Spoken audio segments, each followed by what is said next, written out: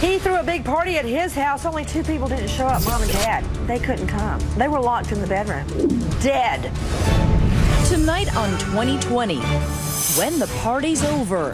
His mom took his phone away, and he said he was going to kill her. And he did. Then threw a blowout party with his parents still in the house. My eyes popped up. This is real.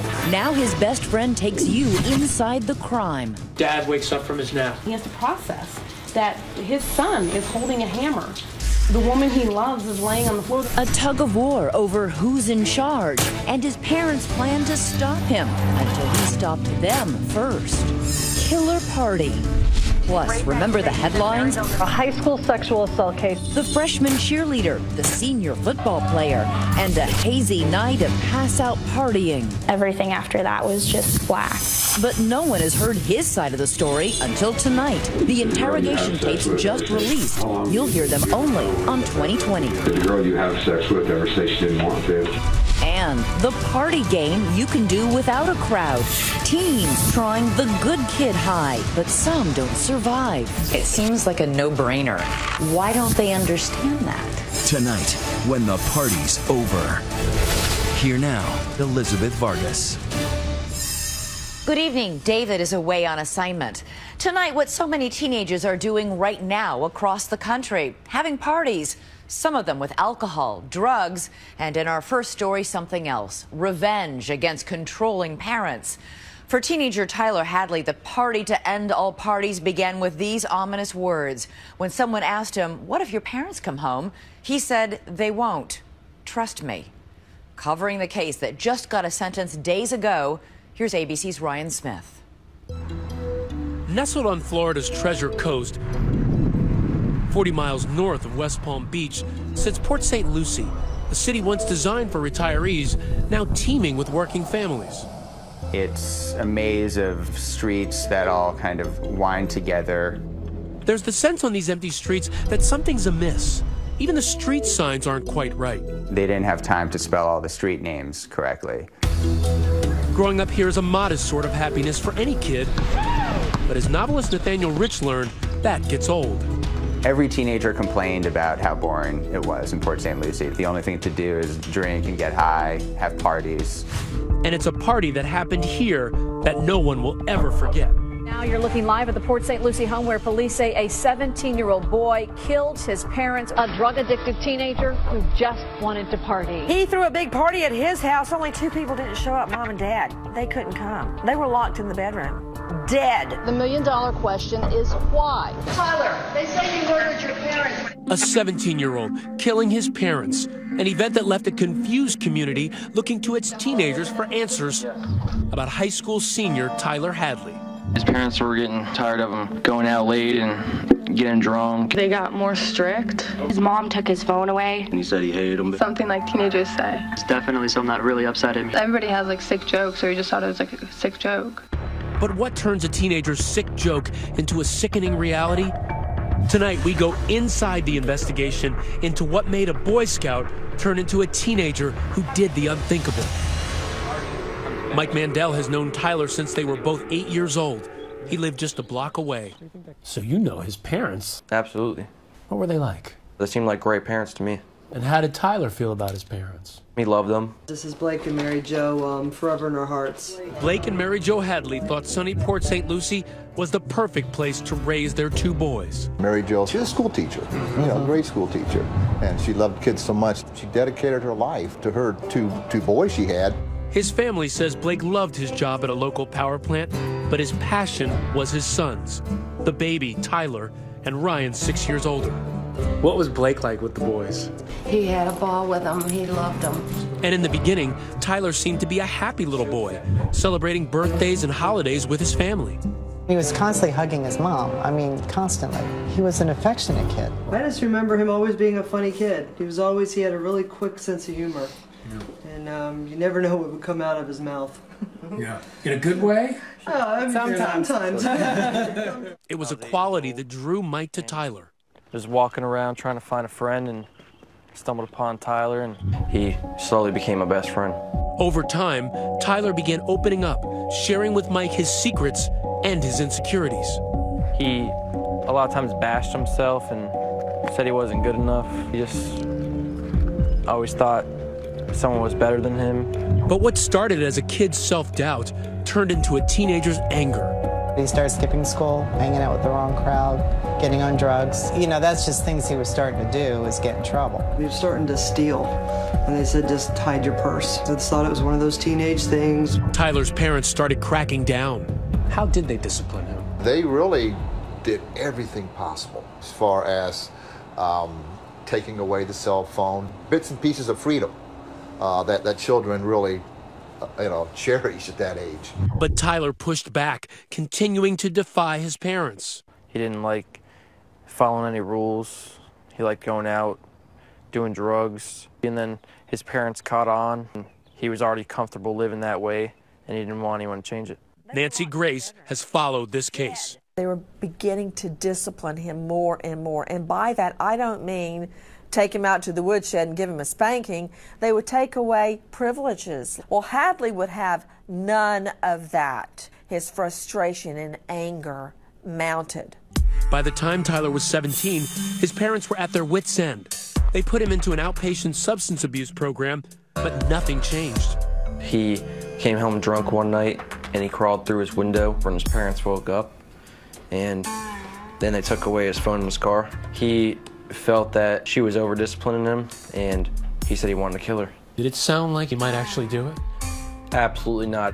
And Tyler's parents were keeping a closer eye on him, taking him to a family reunion in Georgia just 1 week before life would change forever. We really enjoyed having him. He was very polite. I never saw Tyler lose his temper, ever. That's what is so bizarre. Posing for family pictures 1 minute, but plotting with his friends back home the next. Well, he was texting his friends and telling them we're going to have a party when I get home. So he was planning it while he was up there. And 3 days later, this ominous Facebook post. Party at my crib tonight. Maybe. Tyler said he's going to have a party tonight. My parents are going to Orlando. A friend Facebooked him, "What about your parents? Are they going to come home in the middle of the party?" And Hadley writes back, "They won't. Trust me." A party at Tyler's house seemed odd with his parents now tightening the reins, but it was something else he said that really got Mike's attention. He tells you something about what he did the night before. Yeah, he said he was contemplating murdering them that night while they were sleeping in their bed. He said he couldn't do it. He didn't have it in him. And what did you think when he told you that? I got a weird feeling in my stomach, but it's Tyler. There's no way he would do this. Then, a few hours later, a second Facebook post. Party at my house. Hit me up. This time, there was no maybe. Tyler Hadley's house party was set. He had been bragging about it for days. He was going to have the party come hell or high water. And nothing and nobody was going to get in his way. One of my friends had gone on Facebook and seen the post about the party. There was so little to do in Port St. Lucie that night that any teenager who heard about the party was going to check it out. Around 9:30 p.m., Tyler picks up Mike and some other friends, and they head back to his house. Jesse DeRay is in the car. When we were pulling up to Tyler's house, he said something real crazy is going to come out in the next week. I said, what do you mean? And he said, you'll find out. Did you see any other family vehicles there? Yeah, and I thought that was kind of strange that his mom's car was there too. I asked him where his parents were, told me they were in Georgia.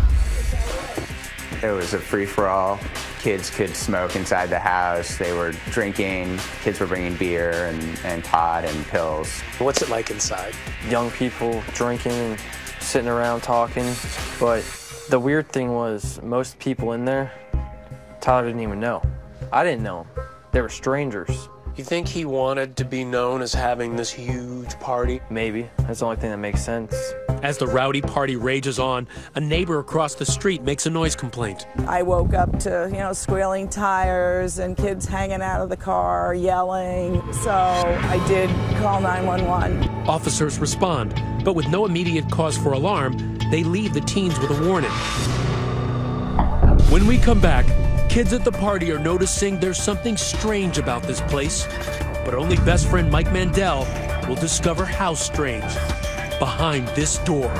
My eyes popped up. This is real. Next.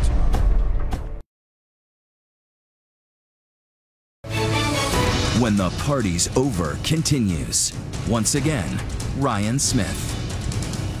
In Port St. Lucie, Florida, Tyler Hadley's house party is in full swing. 60 teenagers drinking and drugging with no parents in sight. Tyler's older brother, Ryan, away at college. One kid was walking around saying, "I smell dead people." Other kids had seen some signs of blood or what could have been blood.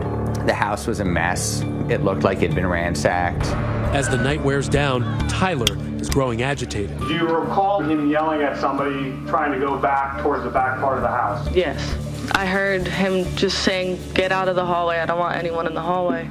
How does he seem? He seems eager to tell me something, and he wants to take me down the street and talk. All right, so you guys walk out the house. Tell me what happens then. He says, "Mike, I killed my parents." And I said, "No, you didn't, Tyler.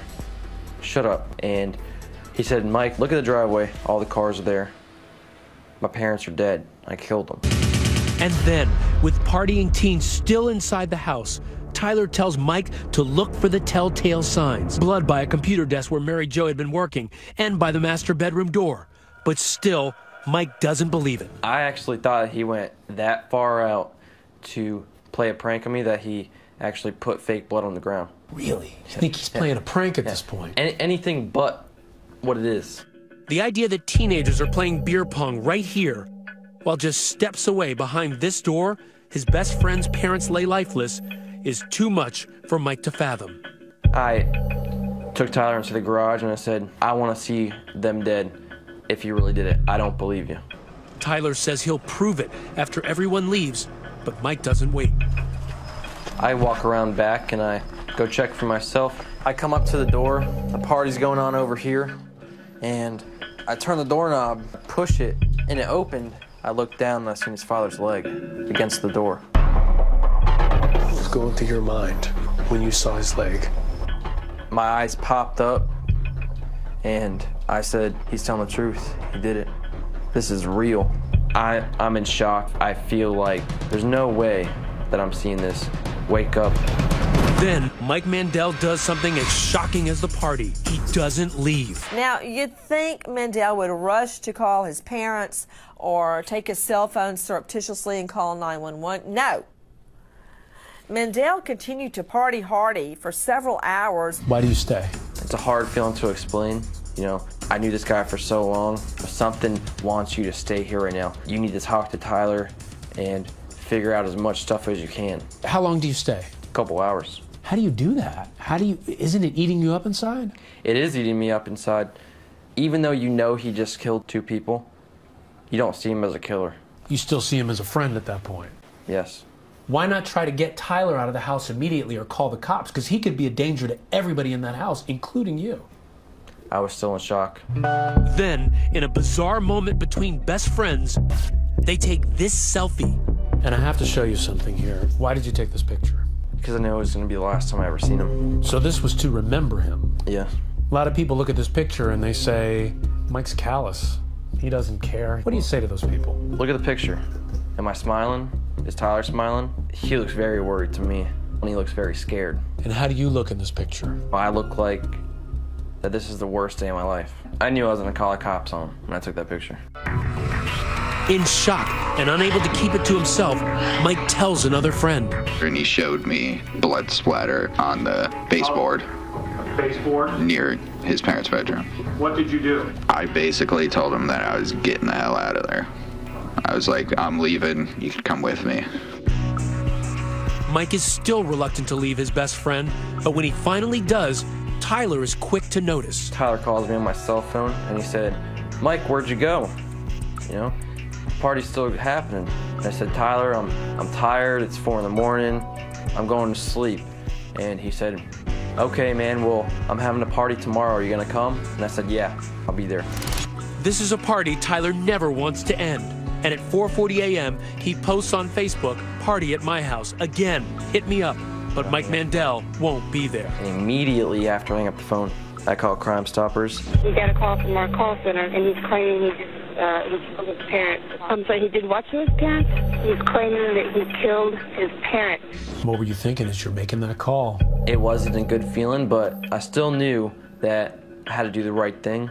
And the friend Mike told calls police too. He did something to his parents. Did he hurt them? Are they still alive? My understanding of it was that he killed them. Like, the bodies are supposed to be at his house. I don't think it's a joke. The kids I spoke to who were at the party were shocked that they had been at a murder scene, but they also thought it was pretty cool that they'd been at this famous party.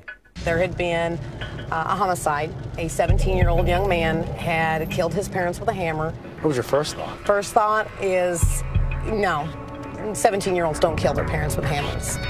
When Detective Kristen Meyer arrives on the scene in the wee hours of the morning, remnants of the party are still apparent. We find beer bottles everywhere. They're all over the front yard. You come up, here's the door. The officers knock on the door. Knock on the door. Lights go out.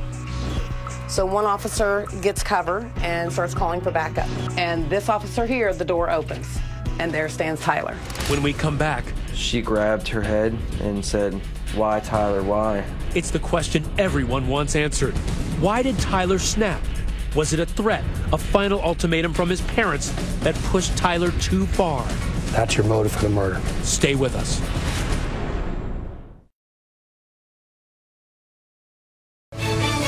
2020 continues. Once more, Ryan Smith. At dawn, when police arrive at Tyler Hadley's house, the party is over. Officers see Tyler alone inside, pacing back and forth. And they creep up to this window because they can peek in. What kind of state was he in at that point? They talked about the look on his face. One officer describes it as deranged. Officers ask where his parents are. He said they're out of town, they're in West Palm Beach. He's placed in handcuffs, and the officers go in and search. Inside the master bedroom, they find what looks more like a garbage pit than a place where Tyler's parents slept just 24 hours before. The room is packed with items from all over the house: furniture, magazines, pictures, food. Mom's Good Housekeeping magazine, homework from her students, a family calendar. Underneath, investigators find the bodies of Blake and Mary Jo Hadley. It's the darkest turn possible for a Saturday that began with ordinary errands for the Hadleys. A trip to the local farmer's market, a visit to a dress shop. They were back home early afternoon. His father taking a nap, his mother at the computer. Tyler told his best friend Michael Mandel that to psych himself up, he listened to the Lil Boosie song Feel Lucky. Got it on your mind, won't you feel lucky? Then he grabbed a hammer. He said he stood behind his mother for 5 minutes while she was on the computer trying to figure out whether or not he should hit her or not, and then at some point he hit her. Mary Jo's screams woke his father. He rushed to the doorway and was stunned by what he saw. And he couldn't even move. And Tyler said he ran up to his father, hit him, and his father asked him why he's doing this, and he said, "Why the f not?" Tyler told him that he then dragged his parents' bodies to their bedroom, then spent hours cleaning up the blood, stripping the walls, leaving empty hooks where family photos once hung, adding them to the pile. At some point during all of this, Tyler makes that post on Facebook that the party is on. He uses his parents' ATM card to withdraw $400 in cash and buys beer for the party. At the party, he's having a great time. He's playing round after round after round of beer pong. He's laughing, he's joking, he's planning a party for the next night. The prosecutor assigned to the case, Tom Bakadal, tries to make sense of the grisly murders. This is not your kid from the wrong side of the tracks. This is not your kid who was raised in an abusive, violent family, and these parents gave him everything. Investigators find evidence that points to premeditation. For months, Tyler repeatedly talked about killing his parents to his friends. His mom took his phone away, and he said he was going to kill her. He said something about, I'm going to kill my parents. I just specifically remember him saying, I'm going to kill my parents. He just said it with a smile, so that's why no one took it too serious. But no one knew just how calculating their friend was. He hid his parents' cell phones before killing them, and with no landline, he knew they couldn't call for help. Less than a month before he was to face trial, Tyler pleaded no contest, leaving a controversial question: his punishment. He could be protected by a recent Supreme Court decision, which ruled that for juveniles, life in prison without parole is unconstitutional. But prosecutors argue that with a crime so heinous, Tyler should never see the light of day. He has sentenced the whole family to life. But Tyler's defense team argues that Tyler was mentally ill. Major depressive disorder. He had issues with anxiety and depression. He was suicidal. And low self-esteem. He was drinking heavily and abusing drugs.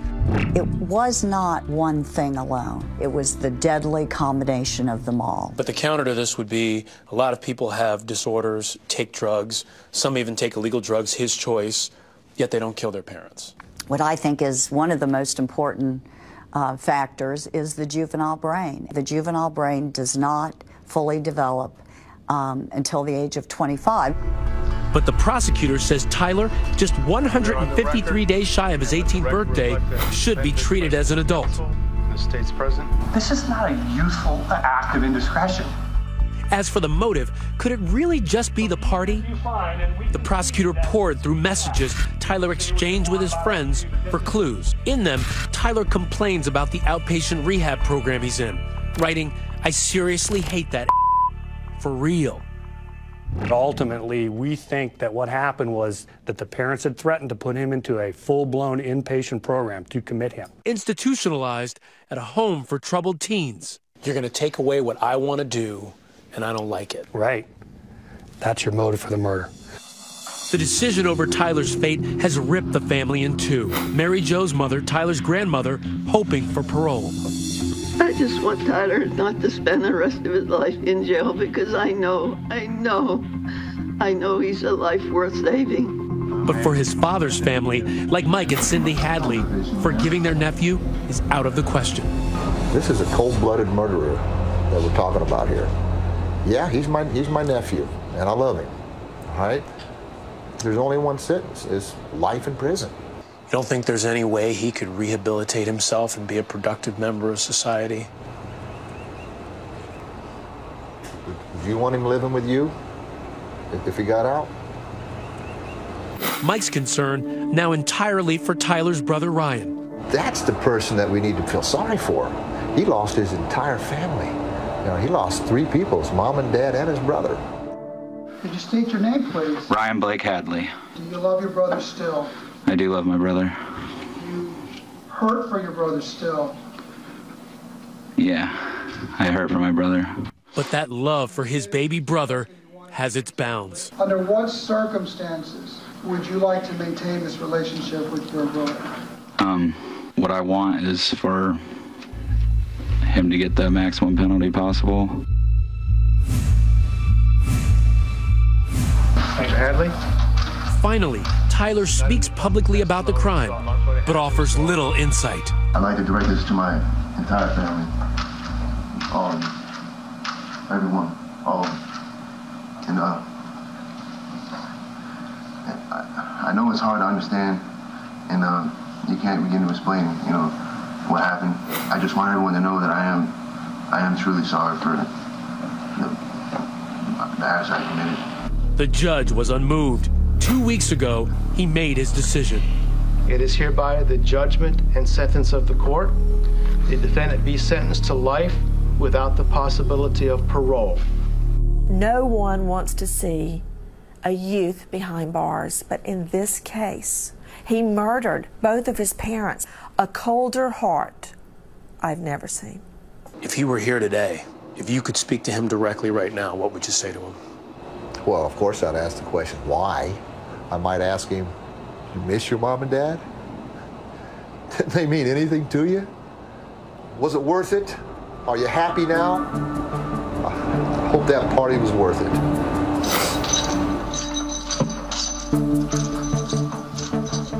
You've just seen Tyler Hadley's grandmother on the stand saying he has a life worth saving. Do you agree? Should he have a chance at parole? Tell us on Twitter using the hashtag ABC2020. We'll be right back.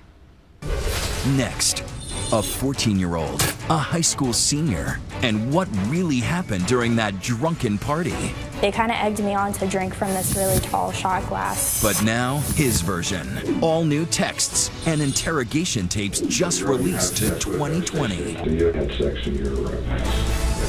When we return. It is the high school he said, she said that rocked a small town about a night of partying, drinking, and sex that made national headlines. We've heard her version of what went on, but tonight, for the very first time, his version. That senior high school football player on interrogation tapes just obtained by 2020. Will hearing his words change what you think about the story or outrage you even more? Here's Matt Gutman. You have the right to remain silent. This is 17-year-old Matt Barnett sitting in a police interrogation room. Do you understand these rights as I've explained them to you? Yes, and this is Daisy Coleman, whose life changed forever because of what happened between them. Two teens facing tough repercussions for a night of mistakes. You had a lot of young people that made a lot of bad decisions, and they ended up getting caught. 14-year-old Daisy Coleman. Sexual assault charges. A high school sexual assault case is making headlines once again. The pair were at the center of an alcohol-fueled teenage sex scandal that gripped the nation and divided a community. Bad judgment calls for everyone. Daisy is the face you almost never see, the teenage victim shedding anonymity to speak out. I really wish more girls would tell their story. It all began in Maryville, Missouri, an all-American town full of cows and cornfields, where football is king and its players royalty, and perhaps none more popular than Matt Barnett, a tall, broad-shouldered defensive end for the Maryville Spoofhounds. Cheering him on, a beaming and bubbly 14-year-old Daisy. The two began exchanging texts. She's a freshman, Matt is senior in the cool crowd of athletes, along with Daisy's oldest brother, Charlie. Here they are together at prom. But Charlie was concerned with all that flirty texting. I told him, I was like, quit texting my sister. He didn't stop texting your sister? And I told her to stop. And I was like, you're my little sister. He hangs out with me. That's so messed up. You can't be talking to him. Well, she didn't listen. No, Daisy didn't. Something she would later regret.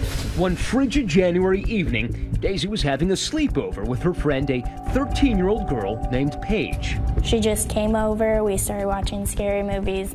They say they also started drinking, sneaking alcohol from Daisy's mother's closet. I was in high school and everyone was already doing it, so I was like, oh, I might as well try this. That night, Daisy was also texting Matt. Here, for the first time, are some of those messages. The pair arranging to meet. I'm drunk. Ha ha. LOL. You want to come drink with me and chill? Oh my God. Sweet. And he asked to hang out, so we snuck out of my house around 1, and he drove us to his house, and he had to sneak us through his basement window. And into Matt's bedroom, seen here. Also at the house were 4 other popular boys, among them some of Charlie's best friends. Those were the guys I was with every single day. You could have trusted them like a brother, and you hoped that you could have trusted them with your sister. Yeah, I hoped. They kind of egged me on to drink from this really tall shot glass. These are some of the photos of the aftermath of the party obtained by ABC News. Trash, empty plastic cups, and a bottle of Bacardi. The boys at the party that night estimate that Daisy drank 5 to 10 shots in a 15-minute span. Everything after that was just black, and that's all I remember. She might not remember, but Matt does. This video, Matt's police interrogation, is the first time ever we get to hear from Matt Barnett himself.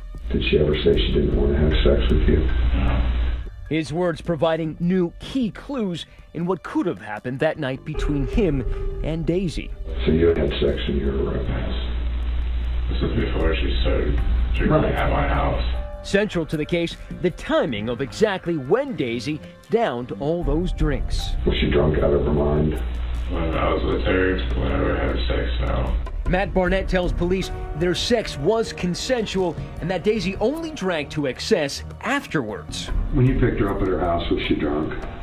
I won't say drunk, I'd say buzzed. Yeah, buzzed. Then you took her home, you and her talked, you had sex. Yeah. Then she came out after having sex, wanted to have another shot. Yeah. A critical point in the investigation that followed, because in Missouri, a 14-year-old girl cannot consent to sex if she is incapacitated. And tonight, never-before-heard accounts from the other boys present that night, like Jordan Zek. And then they went back in the bedroom and had sex again. No, Matt said he didn't have sex with her the second time. He said he couldn't get a Paige, who was waiting in another room, describes her friend Daisy as completely wasted and couldn't even walk. They just started panicking a lot, saying, how are we going to get her dropped off without her brothers waking up, without them hearing us? And so they brought us back to the house and dropped her off and then just put her in the yard. And they told me to go back inside and that she'd be fine. She just had to sober up. All the while, Melinda Coleman thought her daughter was safely asleep in bed all night long. It was 5 a.m. when Daisy was discovered. The dog started barking, which woke Mom up. And she had just sweatpants and a t-shirt on. It was 22 degrees. Her hair was wet and frozen. And then I was woken up to, Charlie, wake up, Charlie, there's something wrong. Daisy had been abandoned on the lawn for almost 3 hours, wearing no shoes or socks. It was terrifying, and I couldn't understand why she was outside. Melinda says she thought maybe Daisy had been sleepwalking, but when she put Daisy in the bathtub to warm her up, she noticed marks on her body. I asked her if she was hurting, and she kind of said yes and started crying. So my brother and I went in the yard and found the phone. Started reading these messages from Maddie. Did you instantly know what happened? I instantly knew there was something going on. The last message on there was, I'll be there in a minute. And I was so mad. And then I took her into the emergency room. The doctor said that she had been raped, and it was definitely my worst fears. As a mom, it just hurts so much, and you want to take the pain away. And I think I knew what she was going to go through. Barnett was arrested for sexual assault, and to Melinda's dismay, the charges were quickly dropped. And Daisy's life began to completely unravel. She was suspended from cheerleading after admitting to drinking and was bullied at school. People would generally just yell stuff, like they would yell liar or the S word, or they would call me the W word. Things got so bad, the Colemans say they were forced to move. But that didn't stop the digital onslaught. The stuff on Facebook and Twitter was just unbelievable, so horrible, saying stuff like, why don't you slit your wrists? I began self-harming, and I was very suicidal, and I really started to hate myself. Daisy was down, but her mom, Melinda, wouldn't let her be silenced. They embarked on a national media campaign. And I think they need to let him pay at least some price and some punishment so he can learn. Justice for Daisy! And Melinda ignited a firestorm back home, trying to get justice for Daisy and for other girls afraid to speak out. Supporters held daisies and lit candles to represent the alleged victim.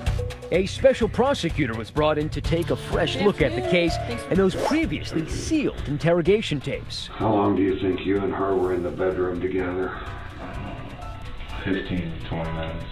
And after a 10-week investigation, this past January, the final word. Today, Mr. Burnett pled guilty to endangering the welfare of a child in the second degree. That was for leaving Daisy on her lawn. But as for rape charges, there was insufficient evidence to go forward on a sexual assault. Vindication for Matt Barnett, cleared by 2 independent investigations. Proof, he says, that he did not sexually assault Daisy. Did the girl you have sex with ever say she didn't want to? She ever say she did? Yeah, she did. As for Daisy, she tells us she's happy. Now a junior at a new high school and looking to put that whole ordeal behind her. When something bad happens in life, no one stops. Life keeps going. And I think that's something I just had to learn. Those new tapes you just heard about were all about the timing of the drinking. Are you persuaded by the tapes? Do you think that that football player is telling the truth? We're live tweeting tonight, so let us know at #ABC2020. We'll be right back. Coming up next, getting high without drugs, the so-called good kid high. How did I miss this? It seems insane to me that kids would choke themselves for fun. Next on When the Party's Over. Valentine's Day 7 weeks ago, when a mother should be so excited about her son coming home from middle school, bragging about how many cards he got or who his secret admirers might be. Instead, Christina Fields got a 911 call that would plunge her into an underground she could not imagine, of teenagers looking for what's been called the good kid high. This week, I sat down with a mother who is still desperate for answers. 3 minutes. What can you do in 3 minutes? Listen to your favorite song. Check Facebook. Kill millions of brain cells. Because that's what happens if you play the choking game. The choking game is all over the internet, but it's not a game. Even after years of battling the problem and online awareness campaigns, we are still seeing this, what looks like do-it-yourself videos on YouTube. Today, I'm going to choke myself. This boy climbs a makeshift gallows. Seconds later, he is coughing and holding his throat. How did I miss this? Seriously, because apparently it's been around for a really, really long time. It seems insane to me that kids would choke themselves for fun. There you go, you got it. With the new baby, this should be a happy time for Christina Fields. She's an Army mom. Her husband, Dana, is a soldier. Stationed at Fort Carson, Colorado, they are raising 5 children. But next to the majesty of Pikes Peak in the Rockies, a senseless tragedy. 7 weeks ago, her oldest child, 13-year-old Louis, is found on the floor of his middle school bathroom, unconscious. His mother gets the call. And I was like, is my son okay? And there was a brief pause, but it was the longest pause. And she was like, 911's been called, we need you here right away. They rush Louis to the hospital, but there is nothing they can do. And I just kept praying that I would just wake up because this is not real. Like, I just saw him this morning. I gave him a hug and a kiss and I sent him to school. You're supposed to come home from school. And I was like, what the hell happened? Like, what could happen at school? And they were like, he hung himself with a belt. I was like it was just a normal Friday thing to do. Like, okay. The Army says its investigation is still active, but the death certificate says it was suicide. And Christina believed it at first. But it was strange. Louis didn't seem depressed to her. He was grounded, but here he is in a home video the night before he died, joking around as usual. Louis cannot move from this spot. He didn't leave a note. And another odd detail from the day he died. From what I was told from the investigators, he asked a friend to go with him to the bathroom. To commit suicide? That's my exact question. And then, the day of the funeral, Christina finds a stunning voicemail on her phone. It is from Louis. And when I scrolled down, I saw his name. And I was like, what? A month before he died, Louis had unknowingly pocket-dialed his mother. It's hard to hear, but Christina says one terrifying telltale word jumps out. Choke. I'm gonna try choking again. Did you have any doubt in your mind after listening to that accidental voice message that that's what Louis was doing that day, that he and his friend were playing the choking game? Not after listening to that. I believe that makes sense. Why would anybody want to choke themselves? What on earth is fun about that? It's the thrill of testing limits, of going to the edge. Sometimes it's a high. It's described as a euphoria. It is sometimes called the good kids high. It's typically what you see the happy kids do because they don't want to resort to drugs and alcohol. And all these kids you hear when you talk to their parents and their friends, they're happy kids, they're good kids. One foundation estimates the total number of deaths at between 250 and 1,000 a year. But no one really knows for sure. It seems like a no-brainer. Choking yourself is dangerous. Right. Why don't they understand that? Because they don't think that the really bad thing that might happen from choking, death will happen to them. Teenagers think they're invincible. Back at Fort Carson tonight. So this is Louis' room. His bed is exactly the way it was when he left for school. An unmade bed, an unfinished sketchbook, reminders of a boy who was never coming home. His family hoping their grief will serve as a warning. There are so many kids that are dying from this because they want to get that high and they don't realize it by themselves how dangerous it is. That's our program for tonight, but tune in tomorrow for 2020 Saturday at 9 p.m. Eastern. Tonight it was kids behaving badly. Tomorrow night, you might argue it's parents behaving badly. I sit down with mothers who decide they don't want to stay at home anymore with their children and leave them behind. I'm Elizabeth Vargas. For David Muir and all of us here at 2020 and ABC News, good night and have a great weekend.